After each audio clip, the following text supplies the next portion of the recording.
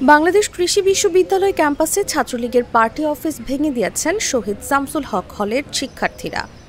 শুক্রবার দিবাগত রাত ১টার দিকে আব্দুল জব্বার মোড়ে অবস্থিত ছাত্রলীগের অফিসটি ভাঙচুরের পর বুলডোজার দিয়ে পুরোপুরি গুঁড়িয়ে দেওয়া হয়।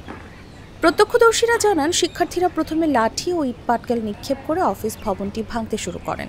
পরে একটি বুলডোজারের মাধ্যমে ভবনটি পুরোপুরি ধ্বংস করা হয়। এ সময় শতাধিক শিক্ষার্থী উপস্থিত ছিলেন এবং তারা বিভিন্ন স্লোগান দিতে থাকেন। শহীদ শামসুল হক হলের এক শিক্ষার্থী নাম প্রকাশ না করার শর্তে বলেন, আজ নিষিদ্ধ সংগঠনের প্রতিষ্ঠা বার্ষিকীতে বাকৃবি থেকে ছাত্রলীগের অস্তিত্ব মুছে ফেলা হয়েছে।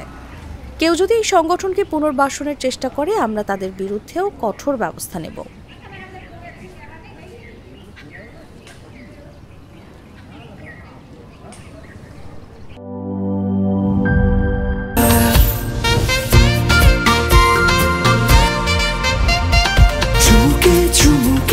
Enjoy the life, চলো পুরাই খুশি তুলে নিয়ে হাতে।